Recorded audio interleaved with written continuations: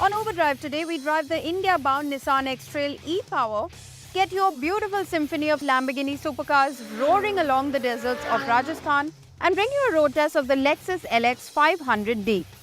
Hello and welcome to Overdrive. I am Soini Datta. After almost a 10-year hiatus, Nissan has decided to bring back the X-Trail in the Indian market by next year. Now, this will be in its 4th generation and will have a hybrid powertrain. That is a 1.5-litre petrol engine with an electric motor. Bert was in Japan recently in Tokyo to briefly drive this car. Here's what he has to say about it.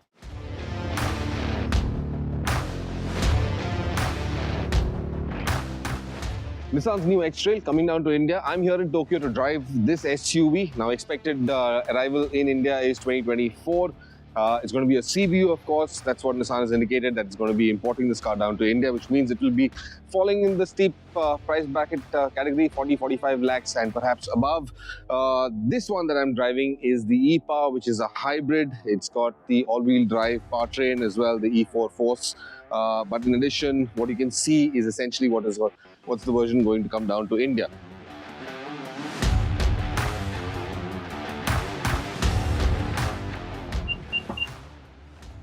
The boot area, as I mentioned, because this is the hybrid, battery pack sits underneath there, and what you don't get is a spare wheel. You can see all the electronics in here. That is, of course, the battery for the supplementary electronics, not the main battery for the hybrid powertrain. But then there's no space for either a space saver or full-size spare. Now that may come down to India. We might get a full-size spare, we might get a space saver. That hasn't been configured as of yet. We don't know what the configurations will be like.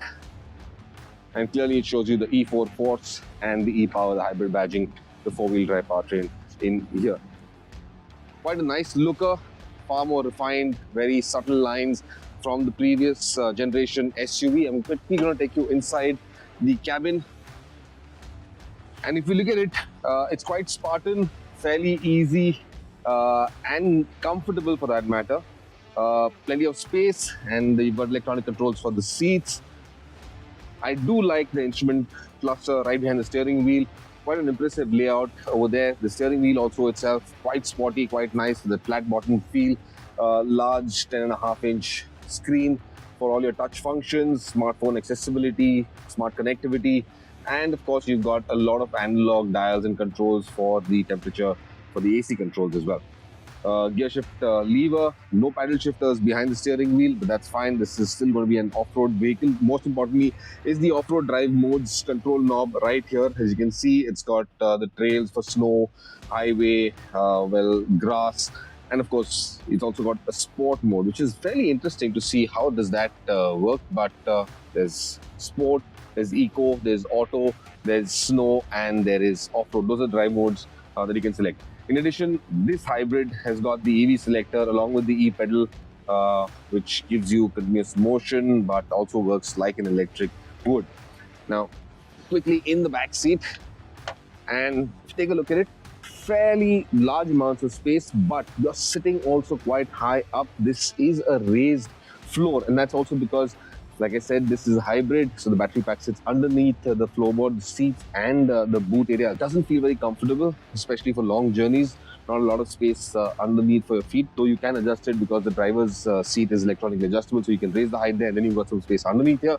But quite a Spartan cabin, quite a Spartan rear bench. All you've got are temperature controls, and you've got ventilated seats for the rear passengers as well. That's something new and interesting. I do hope that feature comes down to India as well. You've got ventilated seats. But apart from that, nothing major that stands out. Panoramic sunroof, not in the X-Trail, standard old school sunroof. Fit and finish, quality of leather and the trim feels quite impressive.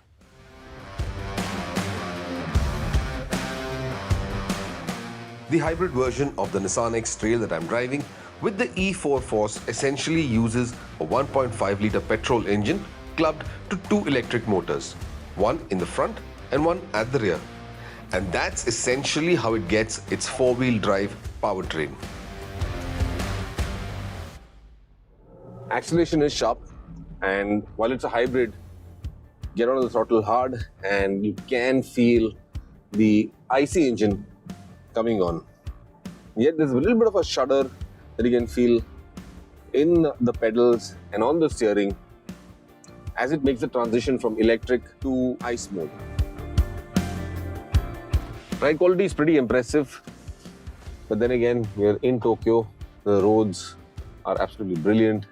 There really isn't much for the suspension to work hard on.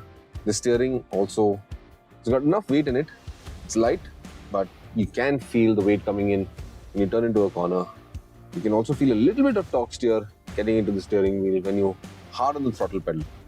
When you're in off-road mode, though I'm not sure how the vehicle will behave, but I think this would be a fairly comfortable SUV to drive in off-road mode. It doesn't have that aggression of previous generation SUVs, of previous generation X-Trails. It's far more refined than it used to be before. I'm not really sure how it will perform off-road, but we will get to see that as well in the future. Clearly the indicators show you how the power flow or the energy flow is taking place. There's energy going in from the IC engine into the battery pack to charge the battery pack, and right now the battery pack is what is delivering the energy to all the four wheels.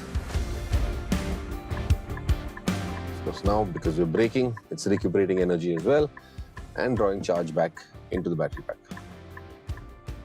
So overall then, the Nissan X-Trail, too short a drive to get a complete assessment of how this SUV feels, but it is promising and should be an interesting product for Nissan in India.